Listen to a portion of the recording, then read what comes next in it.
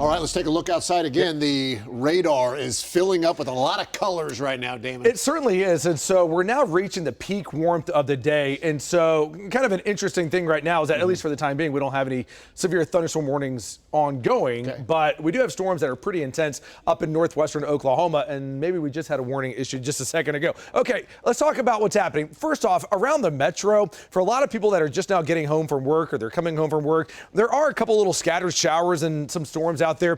Nick is watching the skies over Oklahoma City really close right now. There are lightning strikes in these that are going to be anywhere from Stella to Pink, and then as you make your way up just north of Chandler. But these storms are going to be pretty high up, so not expecting a tremendous severe threat out of these as these skirt up to the northeast here. So we are watching him, but again, for the time being, there'll be some lightning in it, but it won't last all that long. Really, a lot of our focus will be out across the north and out across west. So this storm right here, right by Nescatunga, Great Salt Plains Lake, that is going to be west of Medford. At one point, this storm was dropping some extremely large hail, bigger than tennis balls. What's happening right now, as the storm is moving up to the northeast, is that there's a little bit of a breakup happening right now with these storms. So it appears that at least this line of storms is now starting to at least get some distance in between some of these cores. We're going to have to watch and see how that impacts the overall threat as we go later into the evening here. So let's check in with Storm Command right now. Michael, bit of a break. We see the sunshine here. What's happening, Michael, near Cherokee?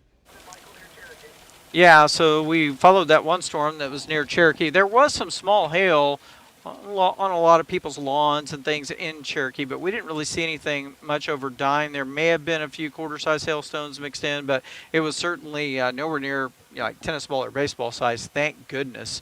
Now we're seeing a different storm. This is the next storm in the line. You can see there's a lowered cloud base with it.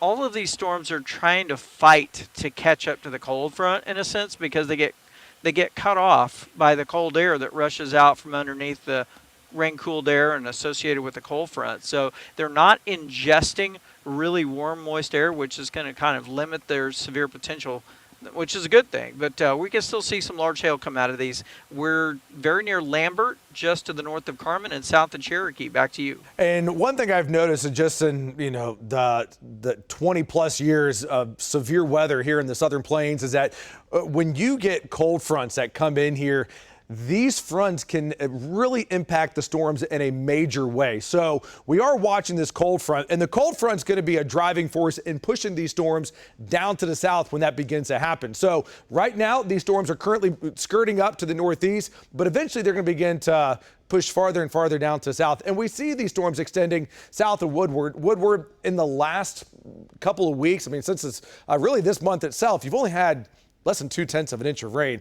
And I know it hurts right now that you look at the radar and you see all this heavy rain just south and east. But Woodward, this rain's probably going to stay just barely outside of town. But it is raining pretty hard right now from Harmon towards Sharon. And as you make your way up into eventually towards Waynoka, our crews are out. We are on the ground and up in the air. You can see there's Sky 5 there out near Fay. Sky 5 is going to continue to look at these storms as they run up to the north. And then eventually later this evening, these storms start to get a pretty solid push down to the south. But we have Michael, we have Jason, Nick, Shane, Sky 5, Amanda, our team of chasers. They are out to make sure that you have all the pictures that you need to see to help you plan your evening. So let's talk about your Friday evening and what's going on right now. Tornado watch until 9 o'clock from Ponca City all the way out to Elk City, Oklahoma City. We don't have a watch yet. I would not be surprised if we see at least a severe thunderstorm watch issued later this evening for storms coming in here. Our tornado index as of right now is sitting at a 4. It's an elevated chance from Watonga to Ponca City, Perry to Stillwater to the northeast.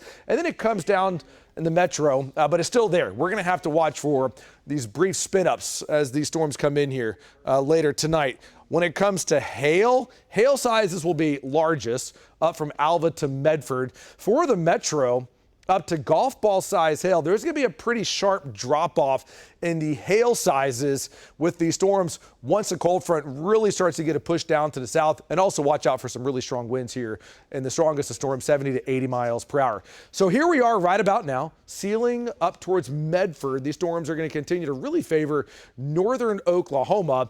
And then by 8 o'clock, as the sun begins to set, the storms begin to drop down to the south. And we're going to see these storms backbuild all the way out towards Clinton, Elk City. And by 10 o'clock, cold front comes into the metro. Storms behind the front. Rain's going to be pretty heavy. So if you're headed out this Friday night, just know that when the rain moves in, it'll be the kind of rain that visibility really, really drops. And there will be some hail cores in these as these storms come in here. By midnight, rain, Lawton, Chickasha, the metro, and the cold front comes towards Pauls Valley and Holdenville by then. And then after midnight, the intensity of the storms begins to drop down to the south and southeast. So closer inspection, here's a front.